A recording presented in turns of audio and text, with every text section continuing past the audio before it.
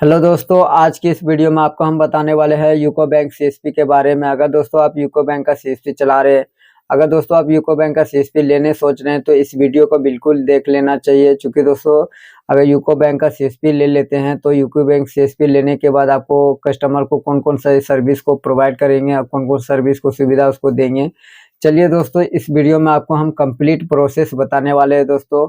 जैसे कि दोस्तों अगर आप यूको बैंक का सीएसपी लेते हैं तो आप उनको कौन कौन सा काम करके उसको कस्टमर को देते हैं, तो इसका प्रोसेस कंप्लीट जानकारी आपको हम देने वाले हैं दोस्तों। तो चलिए हम मोबाइल की स्क्रीन पर ले जाते हैं और फिर इसका प्रोसेस बताएंगे दोस्तों कि आपको कैसे कैसे इसमें काम करना है। तो दोस्तों यहाँ पर देख सकते हैं यूको बैंक का जो डैशबोर्ड है, यूको बैंक का जो सीएसपी है दोस्तों मोबाइल में हम इंस्टॉल करके रखे हुए हैं और टैब में भी है दोस्तों, लेकिन हम दोस्तों आपको इस वीडियो में आपको बताने वाले हैं। तो यहाँ पर देख सकते हैं सबसे कॉर्नर में दोस्तों विड्रॉल का जो दोस्तों आइकन बना हुआ है, इसमें दोस्तों आपको ये सर्विस इसमें वर्क नहीं करने वाला है और इसमें वर्क नहीं करता है दोस्तों।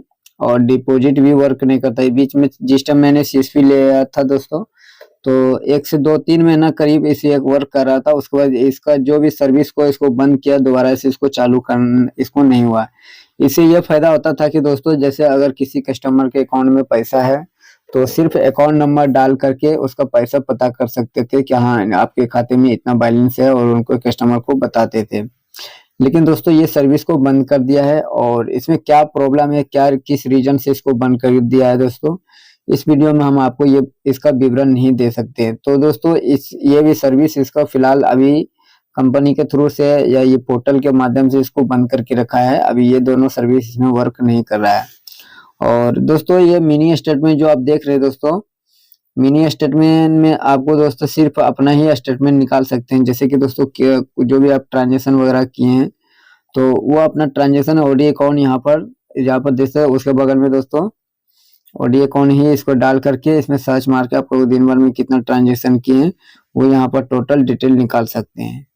यह हो गया दोस्तों, मिनी स्टेटमेंट भी आपको क्लियर कर दिए। उसके बाद दोस्तों इनरोलमेंट इंक्वायरी में आपको क्या है दोस्तों कि अगर किसी का खाता खोल रहे हैं और खाता खोलते खोलते है और कुछ टेक्निकल प्रॉब्लम है और खाता उनका खुल गया है तो दोबारा से दोस्तों इसमें सर्च इनरोलमेंट के थ्रू से अब इसमें इनरोलमेंट इंक्वायरी जो लिखा हो दोस्तों कि जैसे कि दोस्तों होता है क्या है कि आप खाता खोल रहे हैं और नेटवर्क उटवर्क या कोई तरह के प्रॉब्लम हुआ दोस्तों और या मोबाइल आपका बंद हो गया, कुछ भी किसी रास्ते से और उनका खाता खुल गया है और आप ट्राई कर रहे हैं बार बार खोल रहे हैं लेकिन खाता नहीं खुल रहा है, तो आप एक बार इसमें नाम से या अकाउंट नंबर से स्पोर्ट्स नाम किसी तरह से इसमें सर्च इसको कर सकते हैं। तो दोस्तों हम ये सर्विस अभी फिलहाल एक्टिव है और ये ढूंढने के लिए है दोस्तों कि किसी कस्टमर का खाता खोले हैं तो उनको पता करने के लिए दोस्तों। खाते खोते मैंने बोला दोस्तों या माइनर अकाउंट है तो उसका स्क्रीन पर शो नहीं करता है।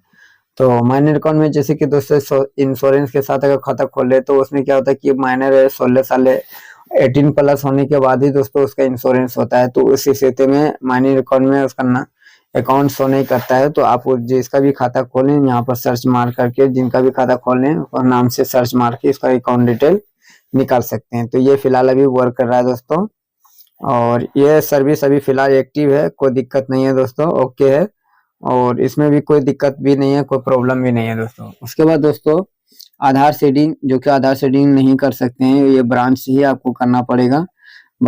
या अगर खुद से कराए या कस्टमर करवा रहे हैं दोस्तों तो ये आपको खुद से जाके ब्रांच में विजिट करके आपको ये काम करना पड़ेगा दोस्तों। ये सर्विस को लाइव किया है लेकिन ये दोस्तों वर्क नहीं कर रहा है।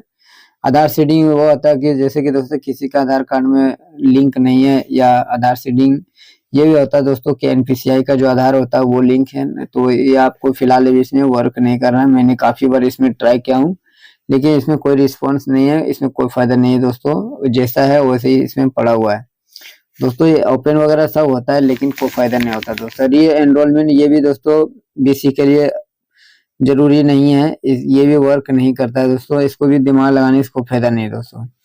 उसके बाद दोस्तों बीसी के लिए दोस्तों पिन पेड ट्रांजेक्शन किसी किसी का बीसी भाई का वर्क करता है, लेकिन दोस्तों हमने इसमें डिवाइस वगैरह भी ऑर्डर करने के लिए बोला लेकिन उसमें ज्यादा उसमें ध्यान नहीं दिया। तो फिलहाल अभी हम फिर मेरे पास पिन पेड डिवाइस नहीं है और मेरे हिसाब से दोस्तों इसमें वर्क नहीं करता है।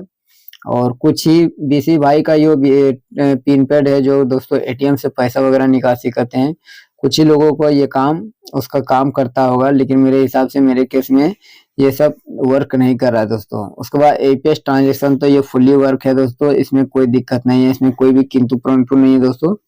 और इसमें एपीएस ट्रांजेक्शन करने में आपको कौन कौन सा सर्विस को कस्टमर को दे सकते हैं दोस्तों। तो देखिए दोस्तों, ट्रांजेक्शन टाइप में आपको हम बता देते हैं, बैलेंस इंक्वायरी करते हैं दोस्तों। तो बैलेंस इंक्वायरी करने पर कस्टमर का जैसे पैसा वगैरह चेक कर रहे हैं, तो इसमें आपको कोई भी ट्रांजेक्शन करने पर कोई भी कमीशन आपको नहीं दिया जाएगा और ये फ्री ऑफ कॉस्ट है।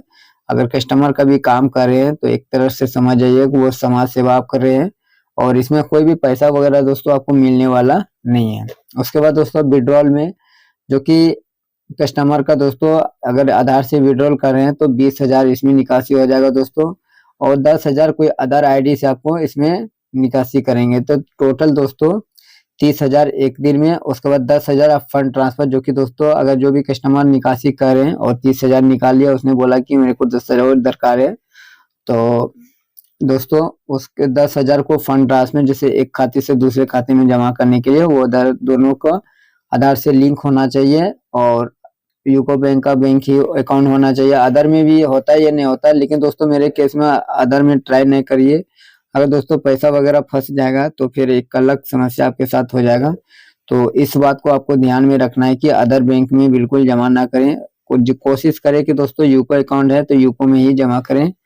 तो ये भी क्लियर आपको कर दिए दोस्तों। उसके बाद दोस्तों विड्रॉल तक और टोटल अगर दोस्तों कस्टमर का अर्जेंट है और फंड ट्रांसफर, जैसे कि दोस्तों 30,000 निकासी करके 20,000 आधार यूको से, 10,000 अदर आईडी से, टोटल 30,000 और 10,000 दोस्तों फंड ट्रांसफर, जो कि फंड ट्रांसफर अगर करते हैं दोस्तों तो फंड ट्रांसफर में ये होता है कि एक खाते से दूसरे खाते में जमा करने के लिए, वो भी सिर्फ आधार नंबर से जमा करने के लिए ये होता काम होता है दोस्तों। और दोस्तों फंड ट्रांसफर में कोई भी कमीशन आपको दिया नहीं जाएगा। और डिपॉजिट में दोस्तों, डिपॉजिट में इसमें कमीशन आता है। और एक चीज और इसमें वीडियो में क्लियर कर देता हूँ दोस्तों, जैसे कि दोस्तों ये होता है कि एक ही कस्टमर को बार बार अगर ट्रांजेक्शन करेंगे तो महीना में दोस्तों अगर आप चाहे तो 10 बार ट्रांजेक्शन उसमें कर दिए, उसे मैटर नहीं करता है। और उस कस्टमर को एक महीने में 3 ही बार उसका ट्रांजेक्शन होना चाहिए, जो कि दोस्तों टोटल एक महीने में करे या 5 दिन में करे या 8 दिन में करे दोस्तों, एक कस्टमर 3 बार से उसमें ट्रांजेक्शन नहीं होना चाहिए।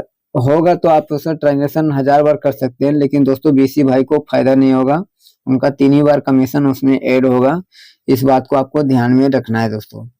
तो विड्रॉल में भी आपको क्लियर कर दिए दोस्तों। और डिपॉजिट का भी दोस्तों हम आपको बता देते हैं, एक कस्टमर का 20,000 जमा कर सकते हैं, जो कि दोस्तों एक बार में जमा नहीं होगा, वो आपको 2 बार में जमा करना पड़ेगा 10,000 करके। तो इस चीज को आपको ध्यान में रखना है दोस्तों। डिपॉजिट में आपको एक कस्टमर को 20,000 आराम से जमा कर सकते हैं। 20,000 से ज्यादा दोस्तों उसके कोई भी एक अकाउंट हो, चाहे ब्रांच का हो या बीसी पॉइंट का हो, 20 से ज्यादा उसमें जमा नहीं लेगा।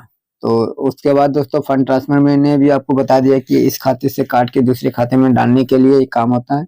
और मिनी स्टेटमेंट वर्क नहीं कर रहा है दोस्तों, मिनी स्टेटमेंट बिल्कुल ये सिर्फ ओडी के लिए अकाउंट वर्क कर रहा है, और इसमें जो भी सर्विस दिए हुए मिनी स्टेटमेंट करने के लिए ये वर्किंग नहीं है।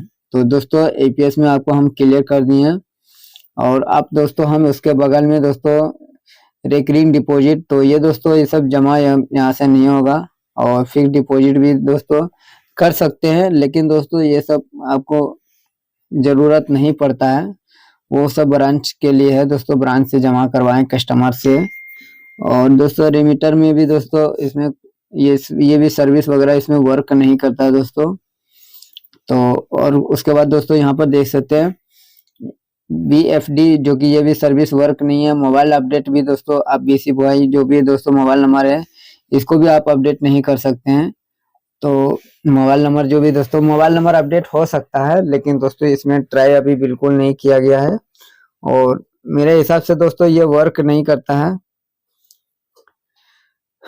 तो ये मोबाइल नंबर भी आप जिसका भी करेंगे दोस्तों उसका भी वर्क नहीं करता है। तो ये भी सर्विस फिलहाल अभी ये भी बंद है, और ये भी बंद है दोस्तों, ये भी बंद है।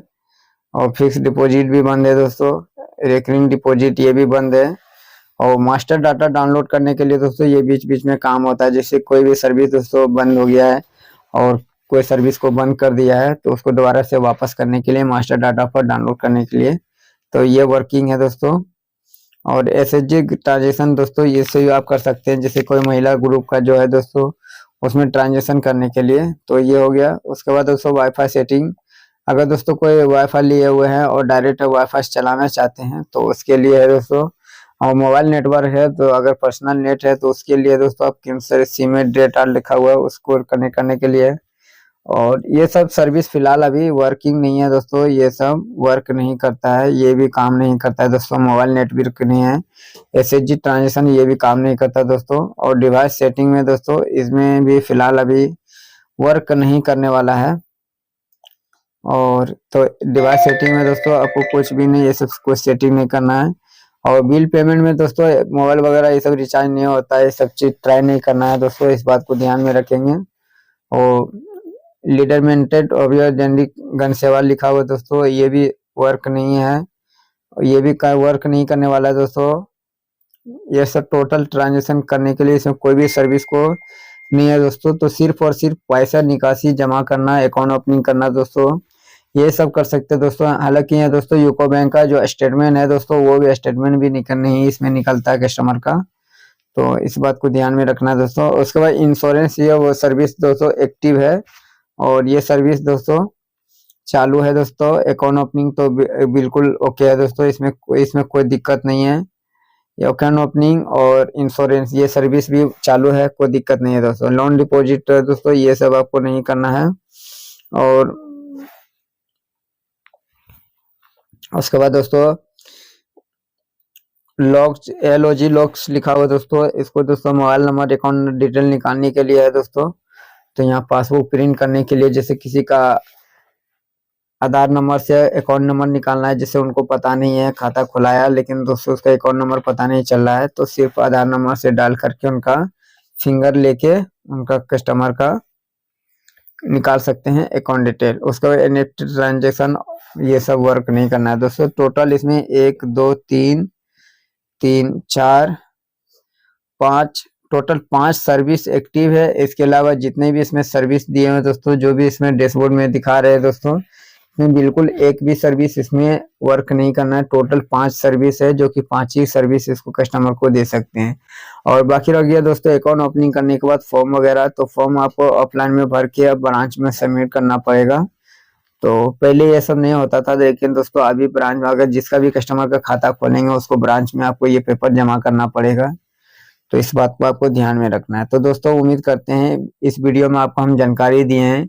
अगर दोस्तों CSP के बारे में और कुछ जानकारी चाहिए तो नीचे कमेंट करिए, हमें हर वीडियो को जो भी कमेंट है दोस्तों उसको हम रिप्लाई देते हैं टाइम टू टाइम। तो चलिए दोस्तों हम यहीं तक वीडियो को समाप्त करते हैं और फिर मिलते हैं नई वीडियो में, तब तक के लिए जय हिंद जय भारत।